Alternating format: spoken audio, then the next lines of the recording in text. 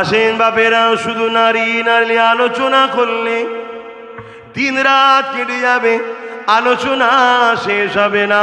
কিন্তু আমার বিষয় মূলটা হলো এটা, ইসলামের বিরুদ্ধে ষড়যন্ত্র চলছে, ইসলাম নিয়ে নানা রকম মিথ্যাচার চলছে, ইসলামের ওপরে নানা রকম মিথ্যা প্রচার চলছে। এ যুবকের কারণ হলো একটা, ইসলাম হলো জালিমদের জন্য আতঙ্কের কারণ, ইসলাম হলো সমাজ বিরোধীদের জন্য আতঙ্কের কারণ, ইসলাম হলো সমাজ বিরোধী দ্রোহীদের জন্য আতঙ্কের কারণ। এই না জওয়ান তরুণেরা, তাই ইসলামের মধ্যে থেকে একদল মানুষ আমাদের ঘরে শুধু নামাজ রোজা দাড়ি টুপি মসজিদ মাদ্রাসার কথা শোনায়, কিন্তু না না না, এটাও ইসলামেরই মধ্যে। কিন্তু ইসলামের মূল কাজ হলো অন্যায়কে মিটিয়ে আল্লাহর জমিনের ওপরে ন্যায় শান্তি সাম্য প্রতিষ্ঠিত করা।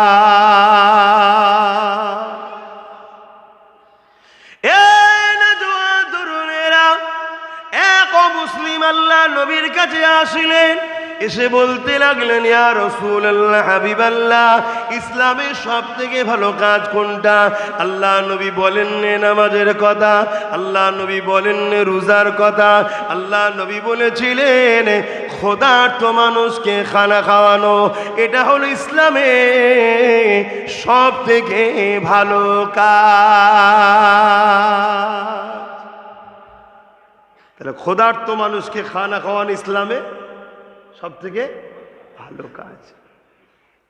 ওই ব্যক্তি জিজ্ঞেস করছে, ক্ষুধার্ত যদি অমুসলিম হয়? আল্লাহ নবী বলছে, আমি তো বললাম মানুষকে। তাহলে আমরা যদি নবীর উম্মত হই, নবীকে ভালোবাসি, তাহলে নবীর সুন্নাত ক্ষুধার্ত মানুষকে খানা খাওয়ানো। সুন্নাত বলতে নবী যেটা করে, তা নবীর সুন্নাত হলো ক্ষুধার্ত মানুষকে খানা খাওয়ানো। তাহলে ক্ষুধার্ত মানুষকে খানা খাওয়াতে হবে না? হবে না।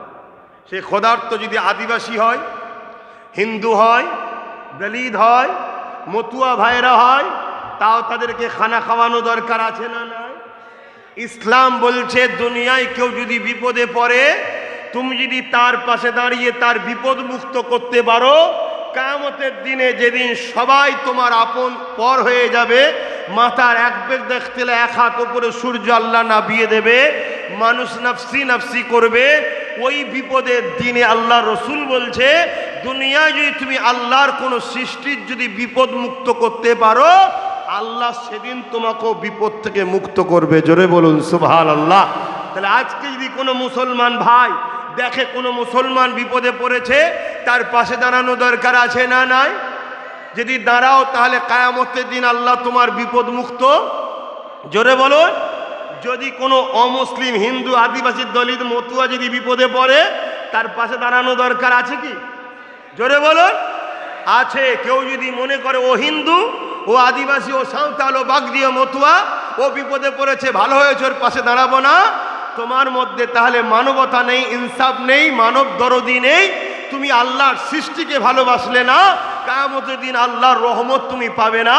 তুমি অমুসলিম হিন্দু আদিবাসী দলিত দেখতে যেও না, তুমি দেখো সে মানুষ, তোমার স্রষ্টা তাকেও বানিয়েছে, তোমাকেও বানিয়েছে, তুমি স্রষ্টা সৃষ্টি হিসাবে তাকে যদি ভালোবাসো, কিয়ামতের দিন স্রষ্টা তোমাকেও বিপদ থেকে মুক্ত করে জান্নাত দেবে। জোরে বলুন সুবহানাল্লাহ। এর নাম হলো ইসলাম। আর সেই ইসলাম আজকে মিডিয়াতে কি শুনছি? আতঙ্কবাদী। শুনছেন না শোনেন না? এর নাম হলো ইসলাম। সেই ইসলাম সম্বন্ধে কি শুনছি? এরা বোম মারে দিল্লিতে, পরে ধরা পড়ছে কে? একটা কেউ মুসলমান নাই। শুনছো তো নাকি?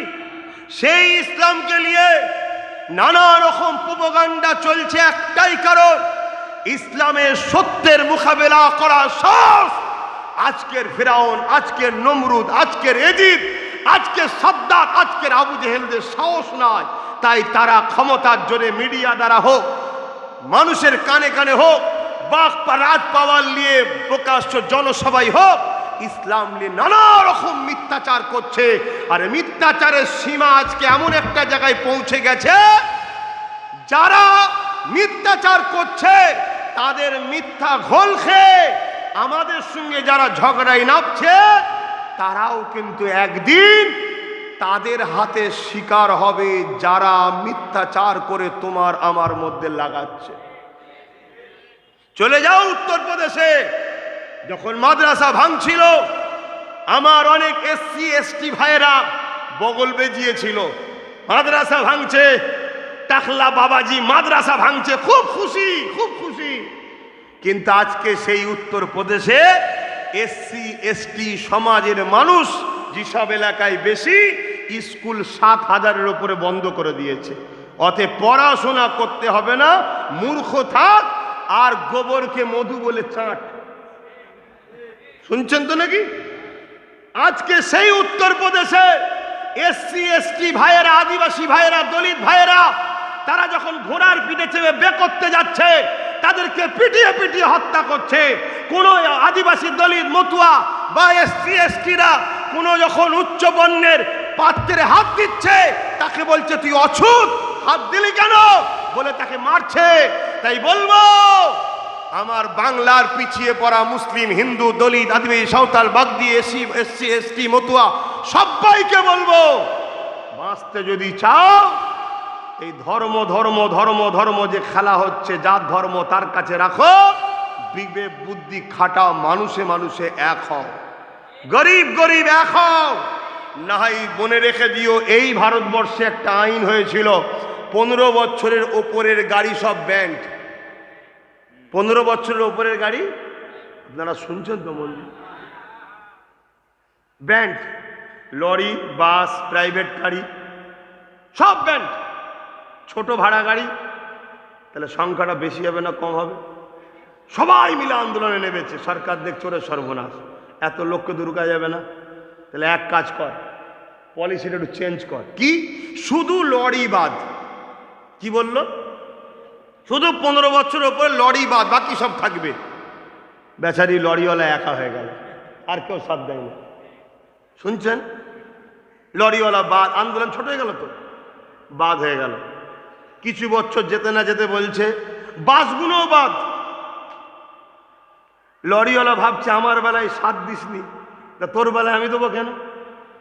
আর প্রাইভেট গাড়িওয়ালা ভাবছে আমায় তো বলেনি, ফেকাস শুকনো ঝামেলায় জড়াবো কেন? বাসওয়ালা বাদ, বাদ হয়ে গেল। এখন বলছে প্রাইভেট গাড়িও বাদ, 15 বছর পুরাতন গাড়ি যাবে না, আর নম্বর দিচ্ছে না, সিএফ হচ্ছে না। তাহলে বাদ সব হয়েছে না হয়নি? প্রথম বলছে মুসলমান তাড়াবো, বাকিরা সব বলছে আরে ওদের বলছে, আমার কি দরকার। তারপরে আপনার পালা। যেমন এতদিন শুনছিলাম যারা বাংলাদেশ, পাকিস্তান, আফগান থেকে মুসলমান এসেছে সব তাড়িয়ে দেওয়া হবে। আর এখন শুনছি কি, যাদেরকে কোনোদিন আমরা ভাবিনি যে আমার মতুয়া ভাইয়েরা বাংলাদেশি, আমরা জানতাম না, আমরা ছোটবেলা থেকে শুনে আসছি মতুয়া ভাইয়েরা আমাদের ভারতীয়। কি শুনেছেন না শোনেন না? আমরা ভারতীয়, এখানে হাজার হাজার বছর, কি বলে 50-60 বছর ধরে তারা ঘর বাড়ি করে আছে, ঠিক না বেটিজ্ঞ? আমরা কোনোদিন জানিনি। এবং বিগত যে সরকার ছিল, এই সরকার আসার আগে মতুয়া ভাইদের জন্য কি না করেছে, অলি গলি কলোনি করেছে না করেনি, আমরা দেখেছি সব। কিন্তু হঠাৎ করে দিদি আর মোদি এসে আমাদেরকে জানিয়ে দিল মতুয়া ভাইয়েরা বাংলাদেশি। একজন বলছে নাগরিকত্ব দেবো, আর একজন বলছে কাউকে যেতে দেবো না। কেন? এই যে দুজনের বীজখানে আমাদের মতুয়া ভাইয়েরা যেন বাংলাদেশি প্রমাণ হয়ে গেল। আমি এতে কাউকে ছোট করছি না, এই জায়গায় আমি একটাই মেসেজ দেবো আমার কমকে, আমার কথা নেবেন আপনারা। যেখানে মতুয়া ভাইদের সংখ্যা বেশি, সেখানে মতুয়া ভাইদের আহ্বান করব, আপনারা নিজেরা রাজ পাওয়ার তৈরি করুন, আপনাদের ক্যান্ডিডেট দেন, আমরা মুসলমানরা আপনাদের ভোট দেবো। আর ঠিক যেখানে মুসলমান বেশি, আমরা ক্যান্ডিডেট দেবো, আপনাদের সংখ্যা কম, আপনারা আমাদেরকে ভোট দেন। এভাবে আমরা গরিব ভাইয়েরা মিলেমিশে থাকি। না হয় সতীনের ঘর করার জ্বালা সহ্য করতে না পারলে একদিন বিধবা নিজেকেও হতে হবে। কথা মাথায় ঢুকছে না? ঢোকে নে? কথা কি খারাপ লাগলো? না, তারা মানুষ, আমাদের ভাই, তারা আমার ভারতের নাগরিক। তোমরা নেতাই নেতাই গদির লোভে কাটা তার দেবে, আর আমার ভারতীয়রা বিপদে পড়বে, এ মেনে নেওয়া যাবে? হ্যাঁ, আমরা মুসলমান তো মানব না। আমরা মুসলমান মতুয়াদের জন্য আদিবাসী, সাঁওতাল, বাগদি, দুলে, বাউরি, এসসি, এসটি যেই হোক, তাদের হয়ে জীবনের বুকে তাজা রক্ত দিয়ে হলেও লড়াই করে তাদের পাশে দাঁড়াবো। ঠিক তো নাকি? হাত তুলে বলুন, রাজি আছেন তো নাকি? আল্লাহু আকবার। কারণ এ ধর্মের শিক্ষা আমার রসুল দিয়েছে, এ শিক্ষা আমার রসুল দিয়েছে। রসুল বলেছে অসহায়কে সাহায্য করো। হাত্তাকে আমার রসুল সাহাবাদেরকে শুনিয়েছে। মন দিয়ে শোনেন, কিয়ামতের দিন একটা যুবককে আল্লাহ তুলবে, যার এত গুনাহ হয়েছে সে আল্লাহকে বলবে, আল্লাহ আপনি আমাকে গোপনে জাহান্নামে দিয়ে দিন, আল্লাহ গোপনে দিয়ে দিন, আমার কাছে হিসাব চাইবেন না, আমি বড় পাপ করেছি। আল্লাহ বলবে, আমার রহমত থেকে নিরাশ হোস না, লা তাকনাতু মির রাহমাতিল্লাহ, আমার রহমতের উপরে ভরসা কর, নিরাশ হোস না। আমলনামা দেখবে, দেখতে দেখতে দেখা যাবে শুধু পাপ আর পাপ, ভালো কাজ কিছু নেই। লাস্টে একটা ভালো কাজ পেয়েছে, আল্লাহ দেখে বড় খুশি হয়ে যাবে, খুশি হয়ে যে রাজি হয়ে যাবে, হয়ে যে বলবে, বান্দারে সত্যিই তো সব পাপই করেছিস, কিন্তু তোর একটা ভালো কাজ পেয়েছি, যাতে আমার বড় ভালো লেগেছে। যুবকরা শোনো, কোনোদিন যদি সামনে সুযোগ আসে, অসহায়কে বুকে তুলে নেবে, অসহায়কে সাহায্য করবে, দেখবে না তার জাত কি, ধর্ম কি দেখবে না, সে মানুষ দেখবে, তার সাথ দেবে। না জানি তোমার এইটুকু কাজে তোমার মালিক খুশি হয়ে তোমাকে সে উপযুক্ত জান্নাতে যাবার ব্যবস্থা করে দেবে। জোরে বলুন সুবহানাল্লাহ।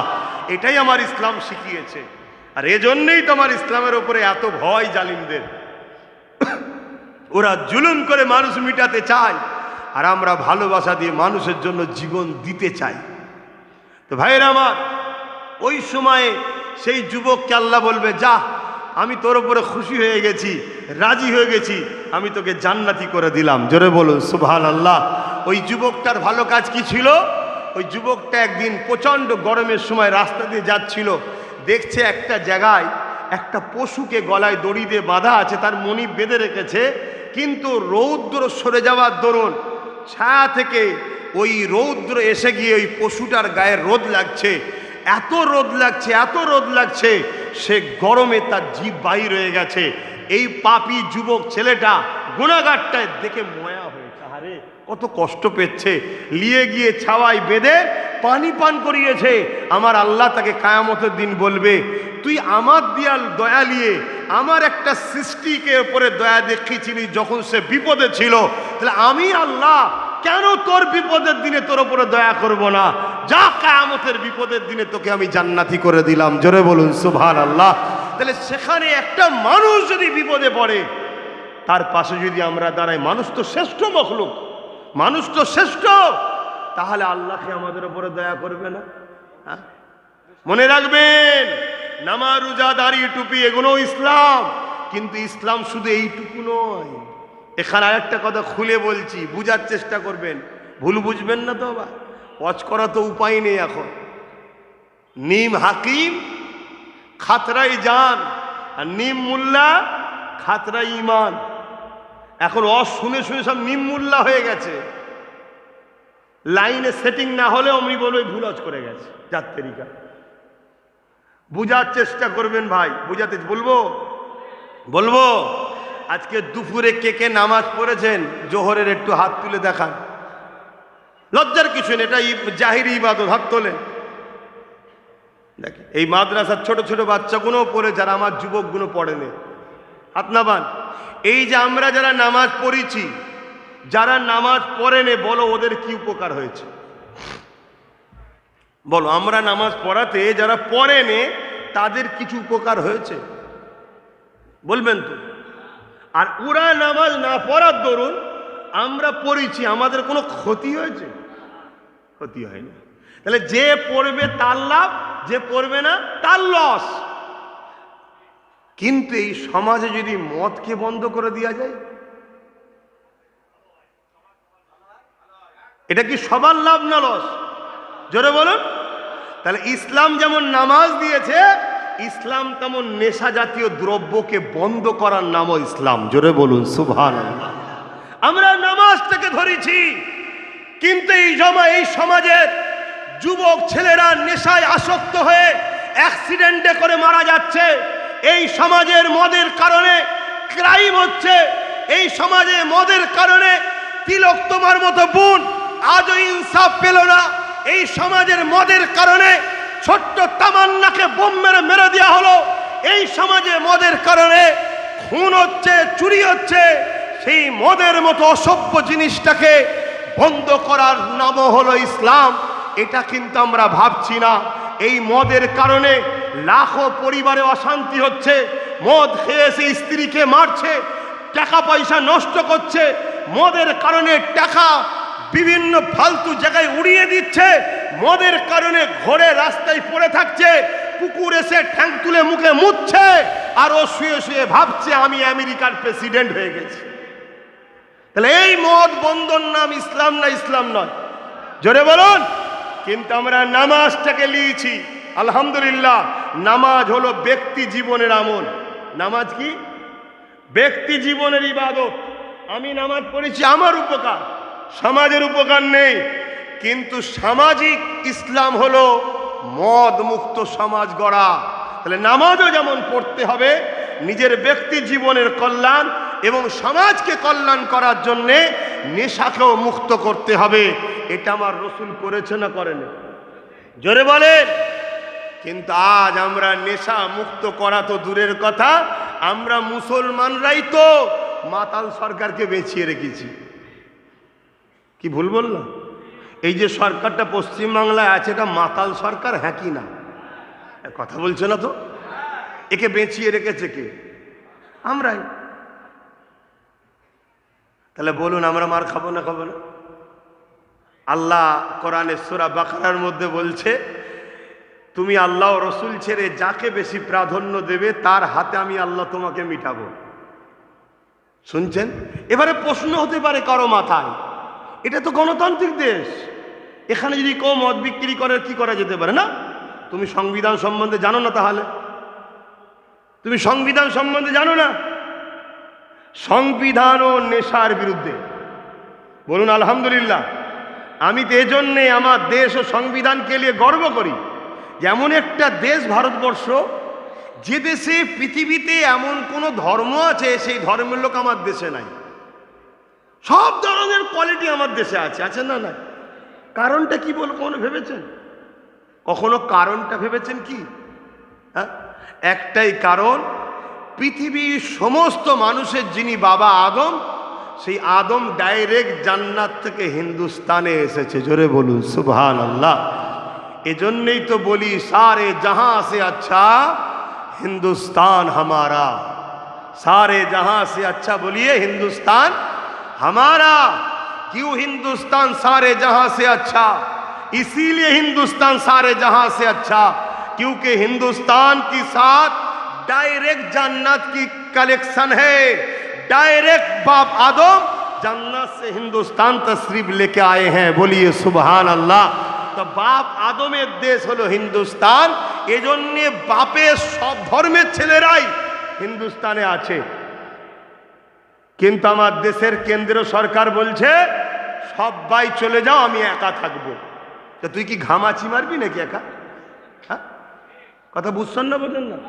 এর জন্য প্ল্যান করেছে লাগিয়ে দাও, শুধু ঝগড়া। আর আমার রাজ্যে একজন ছিল, আগে ইফতারে দেখা যেত সাদা রুমাল বেঁধে বসে তরমুজ খেত, শুভেন্দু অধিকারী, দেখেছেন? এখন আবার তিনি তরমুজ পছন্দ নয়, তিনি এখন ওই জন্য আমাদের বিরুদ্ধে লেগে গেছে। কি বুঝছেন তো নাকি? এবার কারো মাথায় ঢুকছে সব কথা বলছি, খারাপ লাগছে নাকি? ইসলাম বলার ইজাজত দিয়েছে, আপনার অসুবিধা আছে? আর আমার দেশও আমাকে ইজাজত দিয়েছে, আপনার অসুবিধা আছে? তাহলে আর অসুবিধা হওয়ার তো ব্যাপারই নয়। তাহলে বুঝতে পারছেন, এই দিকে আমরা ছেলেকে পড়াবো পয়সা নেই, মাকে চিকিৎসা করবো পয়সা নেই, নিজে একটা ভালো জামা কিনবো পয়সা নেই, আর কেউ যে একটা কি বিক্রি করতে গেছে তাকে ধরে দুমদাম পিটছে। আপনি ভাববেন মুসলমানটাকে পেটেছে, না, আর একজন অমুসলিমকেও পিটিয়েছে। দেখেছেন তো নাকি? দেখেন না সোশ্যাল মিডিয়ায়? শুধু মুসলমানকে পিটিয়েছেন, আর একটা অমুসলিম ভাই ছিল, সেও ব্যবসা করতে গেছে, তাকে বলছে তুও মুসলমান, মানে জোর করে মুসলমান বানিয়ে দিচ্ছে, দিয়ে পিটছে। তো এগুলো কি? হ্যাঁ, আবার যারা মেরেছে তাদেরকে আবার বার করে শুভেন্দু তাদের গলায় মালা পড়াচ্ছে না কি পড়াচ্ছে, এটা দেখলাম। তো তুই কি হবি? ও বলছে আগামী দিন নাকি মুখ্যমন্ত্রী হবে।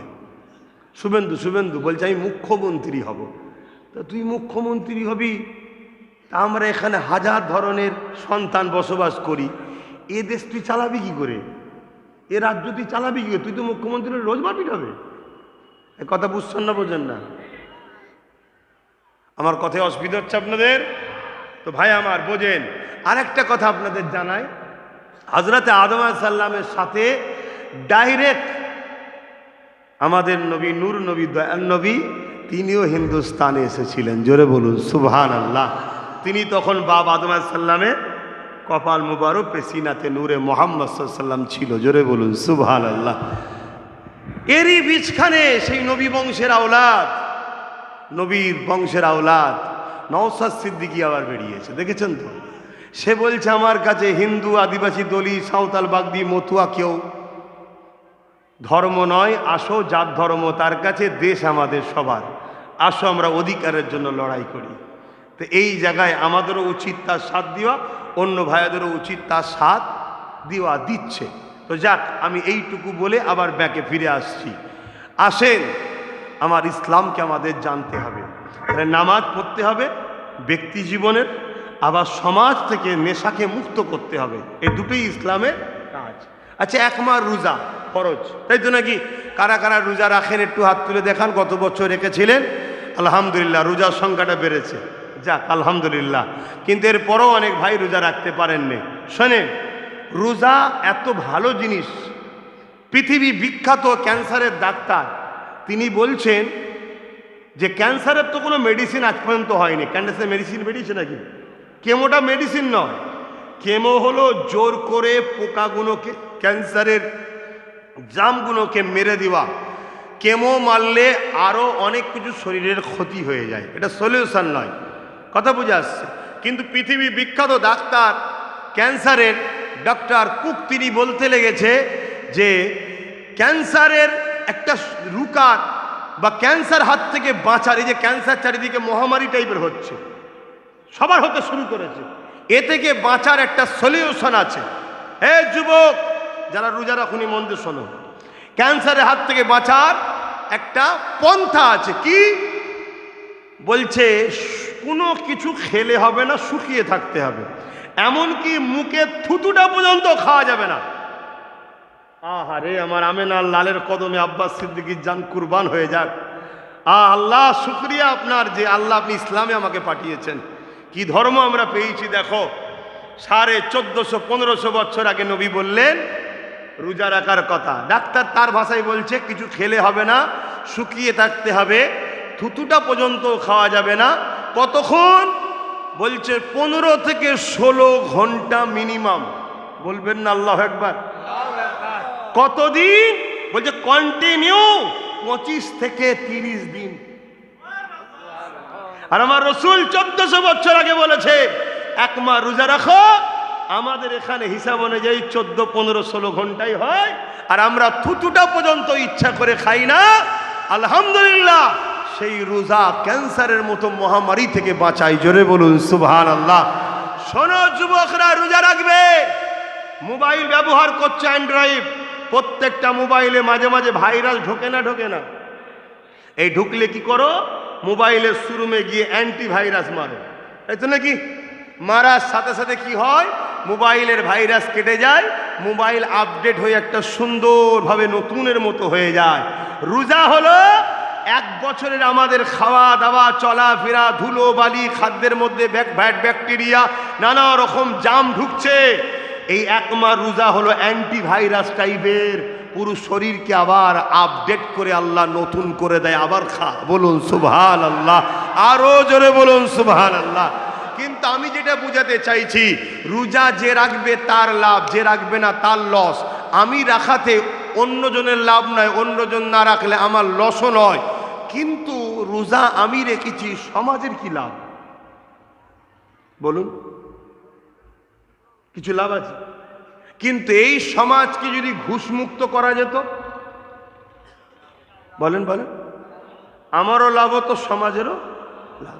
কেন? ঘুষের কারণে অনুপযুক্ত ছেলেগুলো চাকরি পাচ্ছে, ঘুষের কারণে প্রশাসনের মতো বন্ধু যেখানে আমাদের থাকে, বন্ধু, প্রশাসন হলো আমাদের বন্ধু, এই রকম দপ্তরও ঘুষের কারণে অনুপযুক্ত লোক ঢুকে যাচ্ছে।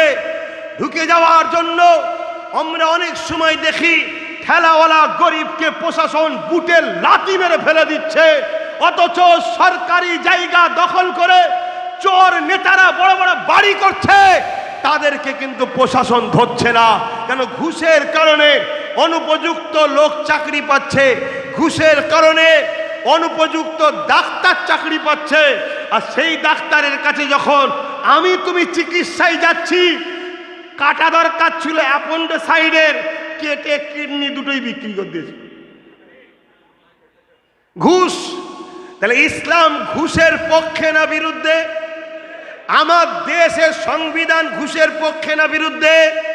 তাহলে এই ঘুষের বিরুদ্ধে ভারত ও বাংলার মুসলমানদের লড়াইয়ের দরকার আছে না নাই? আমরা লড়াই করি, অথচ আমরা ঘুষখোর সরকারকে মাথায় তুলে রেখেছি। কোটি কোটি টাকা মোদিকে ঘুষ দিচ্ছে ভাইপোকে বাঁচাবার জন্য, জানো তোমরা? শুনছেন তো নাকি? হাতটাকে ওয়াকাফটাকেও ঘুষ হিসাবে মেনে নিল। ওয়াকাফটা, ওয়াকাফ আইন ঘুষ হিসাবে মেনে নিল। কেন? ওয়াকাফ মেনে নিচ্ছি, 32,000 চাকরিটা বাঁচিয়ে দাও। শুনছেন তো নাকি? আমার অসুবিধা হচ্ছে? হ্যাঁ, আরে অনেক হুজুর আছে, অনেক রকম আজ করে। কেউ নামাজলে বলে, আর একটা স্কুলে কি শুধু বাংলা পড়ায়? ইংলিশ আছে, বাংলা আছে, অঙ্ক আছে, ভূগোল আছে। এই হুজুর বাংলা পড়াবে, ওই হুজুর ইংলিশ পড়াবে, এই হুজুর নামাজের সাবজেক্ট, এই হুজুর রোজার সাবজেক্ট। আমি হুজুর না একটু জালিমদের বিরুদ্ধে সাবজেক্ট পড়াই, তো অসুবিধে কি আছে? কিন্তু ইসলাম বিরোধী বলছি না তো। যে শোনেন বাপ, পাপ এমন একটা জিনিস, ঘুষ এমন একটা জিনিস, আমি নিই না দিই না, কিন্তু সমাজে যদি চলে মারাত্মক মারাত্মক বিমারের শিকার আমাকেও হতে হবে। আজকে সেই ঘুষকে বন্ধ করার জন্য নওশাদ সিদ্দিকী লড়ছে, তার সাথ দেওয়া দরকার আছে না? না, ঠিক বলছেন তো? আর না 500 টাকা ঘুষ দিলে নেবেন? হ্যাঁ, এই বিহারে কিছুদিন আগে ভোট হলো, দেখলেন তো? হ্যাঁ, এই দেখেছেন না?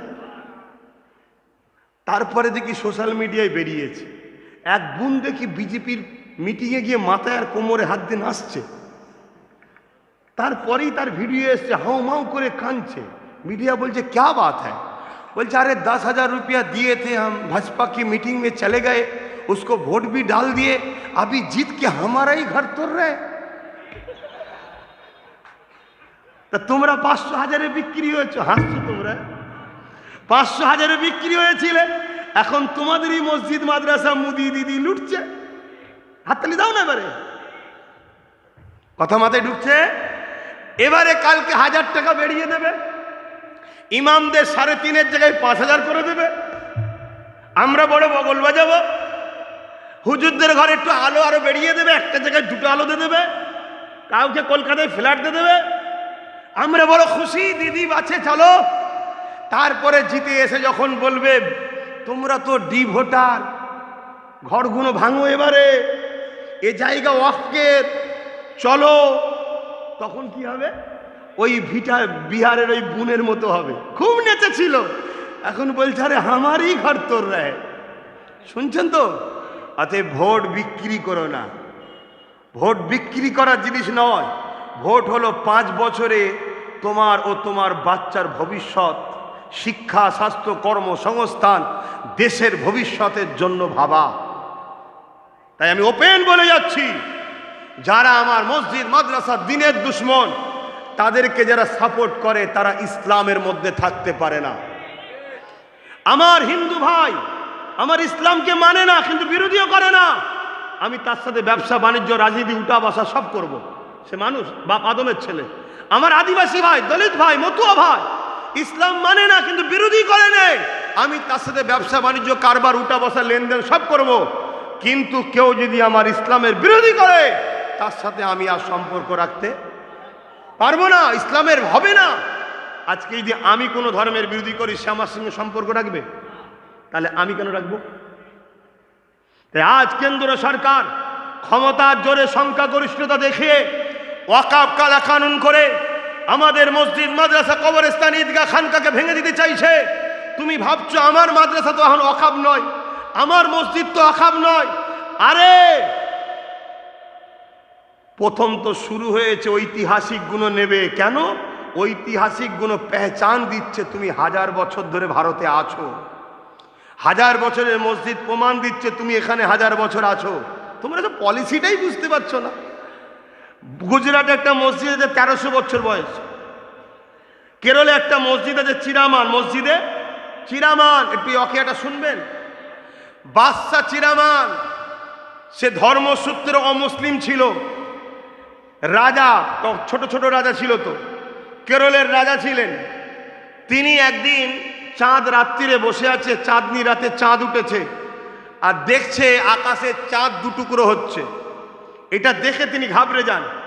পরবর্তীতে হজরতে মালে হুজুর যখন ব্যবসার জন্য কেরল থেকে মক্কা থেকে কেরলে আসে, ওই রাজা চিরামান খবর পেয়েছে যে একজন মুসলমান এসেছে ব্যবসার সূত্রে। তিনাকে রাজদরবারে ডেকে বলছে যে আপনারা তো আসমানি কিতাবের খবর রাখেন, আপনারা কি বলতে পারবেন অমুক দিনে অমুক তারিখে আকাশের চাঁদটা দুটুকরো হচ্ছিল, এর কারণ কি? আমার নবী পাকের সাহাবী বলেছিলেন এর কারণ হলো এক জাদুকর আমার নবীকে পরীক্ষা করতে এসেছিল, বলেছিল আকাশের চাঁদকে দুটুকরো করে দেখাও। আমার নবী পাক উংলি ইশারা করেছিল, চাঁদটা দুটুকরো হয়েছিল। জোরে বলুন সুবহানাল্লাহ। রাজা চিরামান শুনে অবাক যে চাঁদ দুটুকরো করেছে জমিন থেকে। এ উম্মতে মুহাম্মাদি, এ যুবকরা, এ তুলাবা ছাত্র ভাইয়েরা, রাসূলকে লিডার বলে মানো। যে লিডারের উংলির ইশারাতে চাঁদ দুটুকরো হয়, যে লিডারের উংলির ইশারাতে সূর্য ডুবে যাওয়ার পর আবার ফিরে আসে, মওলা আলী নামাজ পড়ে, সে হলো আমাদের নেতা। আমাদের নেতা কখনো ওই চোর ছেচরা ছুঁচো মার্কাগুলো হতে পারে না, যাদের কথায় তার বিবি পর্যন্ত চলে না, যাদের কথায় একটা সমাজে তার সন্তান পর্যন্ত চলে না, তারা আমাদের কিসের নেতা হবে? আমাদের নেতা হলো আমিন আল্লাহ। জোরে বলুন সুবহানাল্লাহ। যার ইশারায় আকাশে চাঁদ দুটুকরো হয়, বেশাক ক্ষমতার মালিককে। জোরে বলুন। এতে কোনো সন্দেহ নয়, কিন্তু আল্লাহ তার বন্ধুকে পাওয়ার দিয়েছে। আমার হিংসা করার তো কোনো কারণ নেই, আমায় দেয়নি, তাকে দিয়েছে। আমরা সবাই মিলে যদি আলোটাকে একটু বলি সর, ইশারা করে সরবে, আর আমার নবী উঙ্গুলি ইশারা করেছে সূর্য ফিরে আসছে, তাহলে নবী কি আমাদের মতো নাকি? তো সেই নবী পাক সাল্লাল্লাহু আলাইহি ওয়াসাল্লামকে লিডার বলে মানো। তো যাক, যে কথা বলছিলাম